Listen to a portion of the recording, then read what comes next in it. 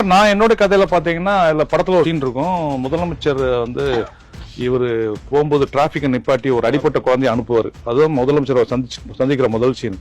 நான் சொல்றது original script, படமா வந்தது இல்ல. ஆனா இந்த சீன் படத்துல இருக்கு.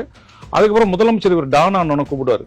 கூப்பிட்டு நீங்க வந்து நிறைய பேருக்கு மக்களுக்கெல்லாம் உதவி செய்றீங்க, உங்க போட்டோஸ்லாம் உங்களுடைய பயங்கர பாருங்கன்னு அலைஞ்சு நக்கீரன் ஜூனியரோட அந்த பத்திரிகை எல்லாம் போட்டு இதெல்லாம் உங்களை பத்தி ஆர்டிகல் எழுதியிருக்காங்க. ஒரு பை எலெக்ஷன் வருது, நீங்க அது உங்க தொகுதி, நீங்க நிக்க கூடாதுன்னு கேட்பாங்க. கேட்ட உடனே விஜய் சார் முதல்ல மறுப்பாரு. அதுக்கப்புறம் நின்றுவார். நின்று விஜய் சார் ஜெயிச்சுவார். ஜெயிச்ச உடனே இப்போ வந்து முதலமைச்சர் போஸ்டையே வந்து அந்த சிஎம் வந்து இவருக்கு கொடுப்பாரு. அது கிளைமேக்ஸ் ஒரிஜினல் கதையில நிலைய வச்சிருக்கு. இது வந்து இந்த கதை தான் ஒரிஜினலா ஷூட்டிங்லாம் நடந்துகிட்டு இருக்கு. அப்ப பாபா வருது. பாபா படம் வரும்போது பாபால 7 மந்திரத்தை ரஜினி சார் யூஸ் பண்ணுவாரு. விஜய் சார் வந்து அந்த படத்துடைய பிரிவியூஸா விஜய் சார் வந்து சத்யன் தியேட்டர்ல பால்கனில பார்த்துட்டு இருக்கு, நான் கீழே உட்காந்து பார்த்துட்டு இருக்கேன்.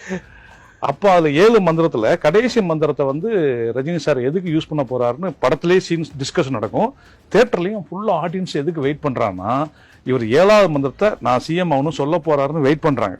தியேட்டர் வைப்ரேஷன் நான் பாக்குறேன். சரி சரி சரி. ஆனா இவர் 7வது மந்திரத்தை அது யூஸ் பண்ணல, வேற எதுக்கும் யூஸ் பண்ண சார். டோட்டல் தியேட்டர் அப்செட் ஆச்சு.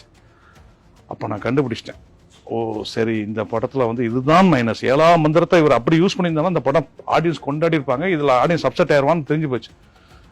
ஆனா படம் முடிஞ்சு வெளியே வந்த உடனே வண்டி ஏறி போகும்போது நான் டிசைட் பண்ணிட்டேன், நம்ம கிளைமாக்ஸ் மாத்திரணும். ஏன்னா ரஜினி சாரே 7வது மந்திரத்தை சிஎம் யூஸ் பண்றதுக்கு யோசிச்சுதான் வேண்டாம்னு வேற மாத்திருக்காரு. ஏன்னா அவருக்கும் தெரியல அவர் எவ்வளவு பெரிய கதை கேட்டிருப்பாரு. அப்ப அவரு வேண்டாம், அது நமக்கு வேண்டாம், நம்ம அதை வச்சு மாட்டிக்கூடாது. விஜய் சார் இப்பதான் நம்ம முதல்ல ஆக்ஷனுக்கு திருப்புறப்பவே டபுள் லோடு ஏத்த வேண்டாம், ஒரு ரோடு ஏத்தனா போதும், 2 லோடு ஏத்த வேண்டாம்னு சொல்லிட்டு மறுநாள் விஜய் சார் சந்திச்சு நான் மாத்த போறேன்ட்டேன். அப்ப விஜய் சார் லைட்டா ஒரு அப்செட் ஆச்சு.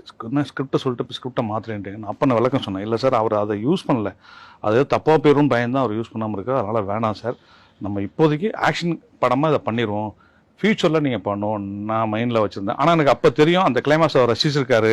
அப்படி ஒரு அந்த அதாவது சோசியல் விஷயங்களை சேவை செய்யக்கூடிய விஷயங்களா வரணும் அப்படின்னு தோணியிருக்காருன்னு. அதுக்கப்புறம் வர படங்கள்லாம் பார்த்துட்டு வந்தா ஒவ்வொரு படத்துல இருக்கும்.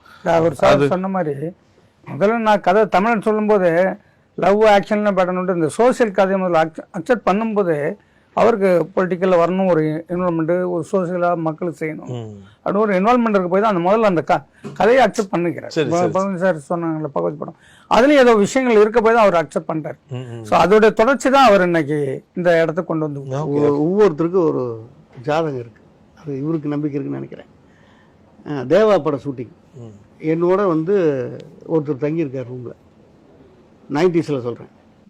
அவரை வந்து நான் அந்த படங்களுக்கெல்லாம் நடிக்க கூட்டு போவேன். இவருக்கே தெரியும் ஒர்க் பண்ண அப்படி மதியம். அவர் வந்து பிரேக்கில் விஜயோடைய ஜாதகத்தை காரில் உட்காந்து பார்க்குறோம். நான் சோபாமா அந்த ஜோசியர். அவர் சொல்கிறாரு, உங்கள் பையன் நம்பர் 2 வருவார் சினிமாவில், நம்பர் 2 வருவார் 90s. இப்போ என்ன வருஷம் ரஜினி சார் இருக்கார். அப்போ சொன்னா அந்த அம்மா சொல்கிறாங்க, ரங்கண்ணா 500 கொடுத்துருவோம், எதுக்கு இந்த மாதிரிலாம் போய் சொல்கிறாரு. அப்போ அவர் வருவார் அப்படிங்கிறது அப்பயே தீர்மானிக்கப்பட்டது. அது மட்டும் இல்லை, இந்த 26 மிகப்பெரிய அளவில் வருவார். அதான் நான் அன்றைக்கி பேட்டியில் முதல் ஆரோக்கியம் சொன்னேன், நாளைய தீர்ப்பை நடித்தவர் இன்றைய தீர்ப்பை எழுத காத்திருக்கார். எல்லாமே இளைஞர்கள் பக்கம் அவர் இருக்கார். அது காரணம் அவருடைய டெடிகேஷன், உழைப்பு, உண்மை. இது உண்மை.